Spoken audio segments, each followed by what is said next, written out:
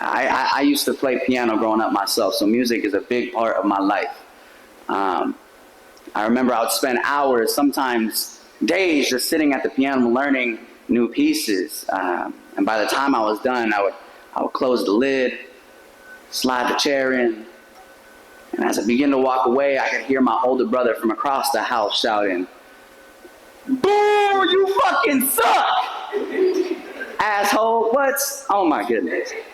Now that I'm older, I think it's pretty funny, but back then I caught an attitude, man. Because if you've ever learned how to play piano, you know it's pretty fucking difficult. The first day, you'll probably learn your scales. They'll start with C major. You'll learn your hand placement and fingering of the notes. A couple weeks in, you'll be able to use both hands and think you're hot shit. A couple months in, you'll think you're Beethoven, and a couple months later, you'll realize you're not.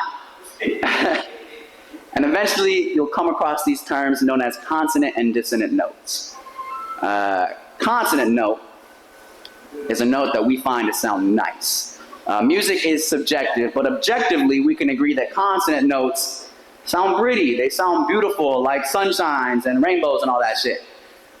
Dissonant notes, on the other hand, we can objectively agree sound like shit. They just don't sound nice to the human ear. When they don't work well by themselves, but when coupled with a consonant note, something magical happens, yo. Because a dissonant note's job is to guide the consonant note to where it's supposed to be. It's supposed to be an example of what not to do. It's supposed to make the consonant note shine so much brighter, stand so much taller, and sound so much more beautiful. And to be honest, I can't think of a better analogy for what being a big brother is. A line leader, a guinea pig, the trial run, the result of every mistake my parents made the first time around, yet somehow he still turned out all right, because big brothers always turn out all right.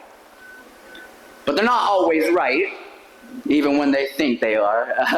Our definitions of man come from different dictionaries held in libraries that were built on opposite sides of the world. But did you know that words can travel as far as your voice will take them? I've saved kids on different continents with these poems, so I like to think that no matter the distance between us, if I needed his help, I could whisper into the wind and he would find his way back to me. And he's been leaving clues all over the world just so I knew where he was at. I knew he was home when I could feel the walls shaking at 11 p.m. at night from his car stereo system blasting as he drove into the driveway, playing music off an iPod full of all his favorite songs that I would one day call my own. And I can still remember that morning.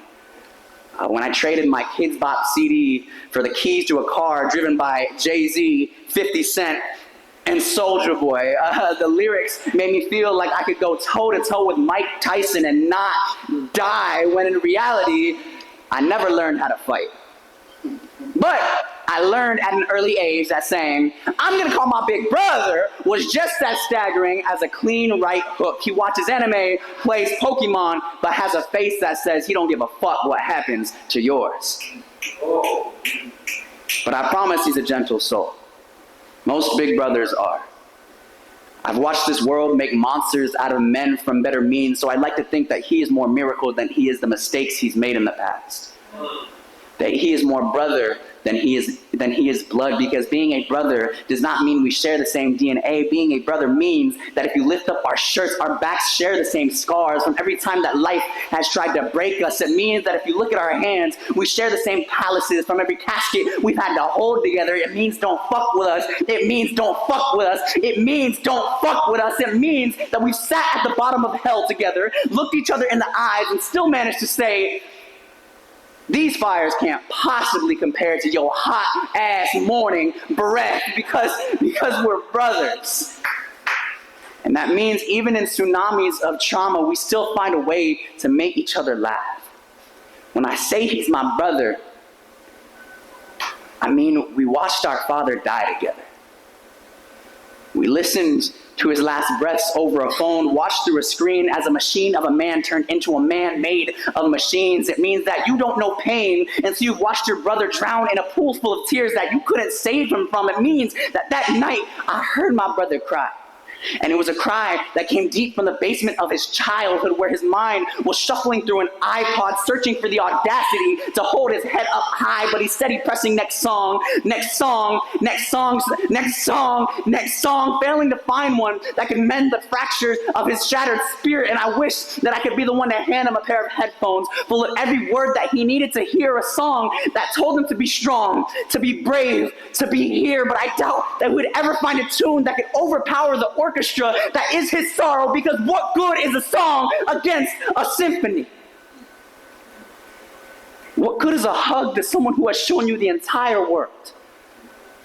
You know, they say time heals all wounds, so tell me, how exactly do I fix this broken clock? Because I spend most nights putting a barcode on all the hours and seconds and thinking that I could exchange them for all of our first, hoping that if I try hard enough, we could return to a time when being a big brother did not have to be so hard.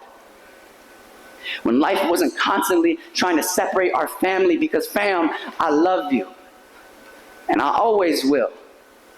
No matter how many times life tries to separate our family, because even when you split family up, it's always fam, I love you. Take the word family, now split it up, fam, I love you, which is to say, if we found ourselves trapped on opposite sides of the world, unsure of where we were, I would play the piano. Because I knew that as soon as my brother heard that music, he would swim across the seas, march through the desert, ride on the hump of a camel, commit GTA on a car, recline the seat all the way back, blast the stereo, and press his foot into the floor until he got to our doorstep, where he would bust through those front doors just in time for him to say, "Boo, you fucking suck!" My big brother is everything I know about music. Which is to say, he's everything I know about growing up.